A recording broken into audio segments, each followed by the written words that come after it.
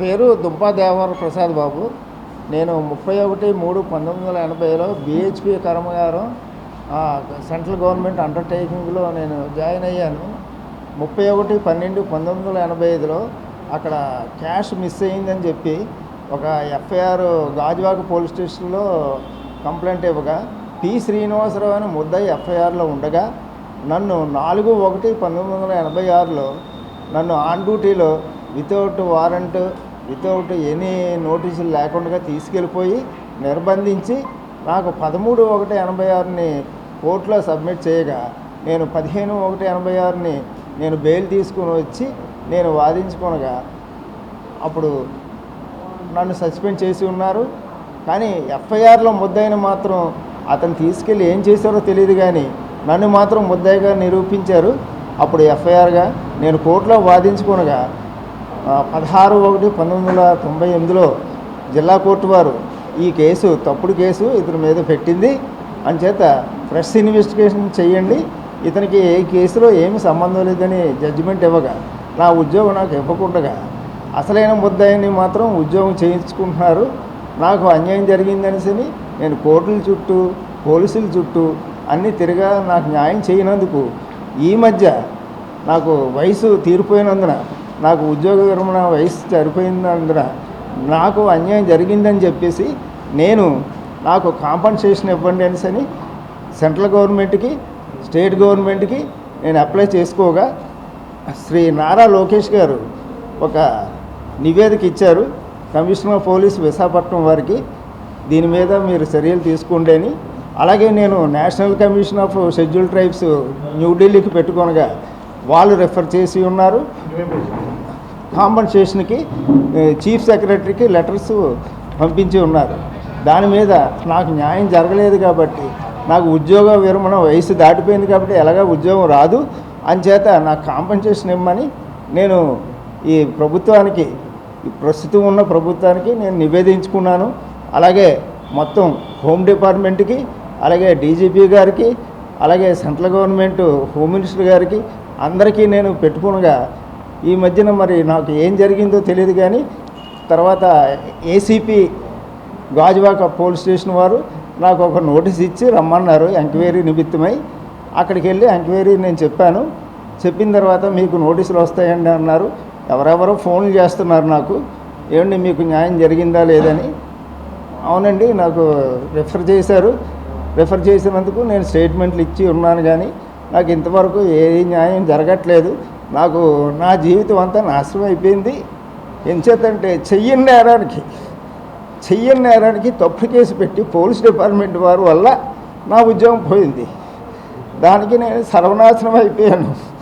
అంచేత ఇంక నాకు ఏం చేయాలో తెలియదు. వయసు అయిపోయింది కాబట్టి నాకు కనీసం అన్ని అర్హతలు కోల్పోయి సమాజంలో నష్టపోయాను. జీవితాంతం ఫ్యామిలీతో కూడా నాకు చాలా ఇబ్బంది అయిపోయి ఫ్యామిలీ కూడా విడిపోయాము. ఈ తప్పుడు కేసు వల్లే ఇలాగ మరొకరికి జరుగుతుందో లేదో, కానీ నాకు మాత్రం అన్యాయం జరిగిపోయింది. ఇదే గవర్నమెంట్ 1986లో తెలుగుదేశం గవర్నమెంటే, నేను అదే చెప్తున్నాను. ఆ గవర్నమెంట్ ఈ గవర్నమెంట్ కాదు, రూల్స్ను పక్కన పెట్టి నాకు అన్యాయం చేశారు. అది మీ పత్రికా పక్షాన నేను మీకు చెప్పేది ఏమిటంటే ఇలాగా నాకు న్యాయం జరగాలని కోరుకున్నాను. ఇంకా నాకు ఏంటంటే ఒక చావు మాత్రమే ఉంది.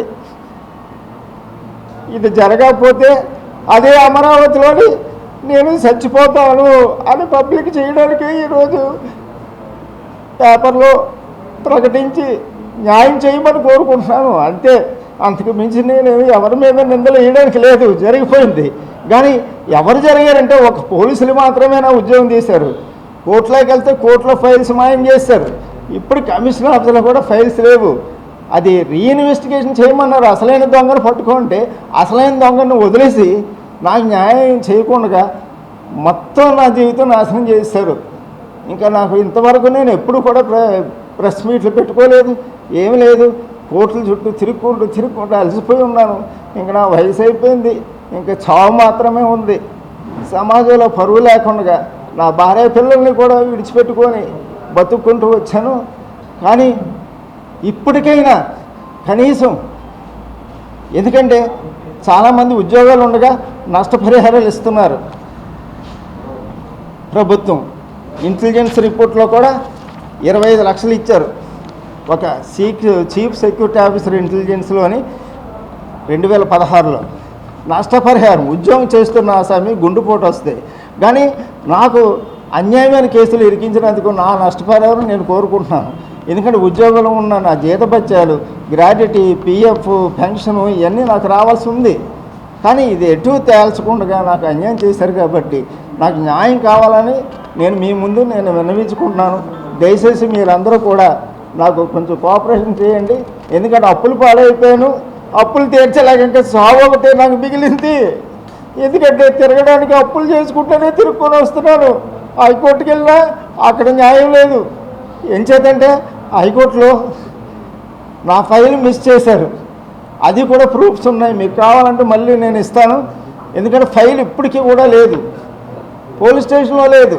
మీరు కూడా వెళ్ళి మీరు అడిగితే చెప్పేస్తారు, ఏ కేసు లేదు, ఏమి లేదు, అది ఎప్పుడో అయిపోయిందా అంటున్నారు.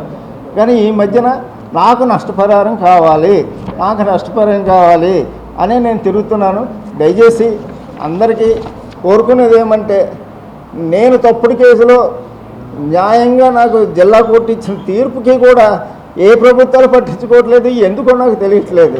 దయచేసి నాకు న్యాయం చేయమనే కోరుచున్నాను. భారత heavy plates and vessels limited, central government of undertaking, present BHEL.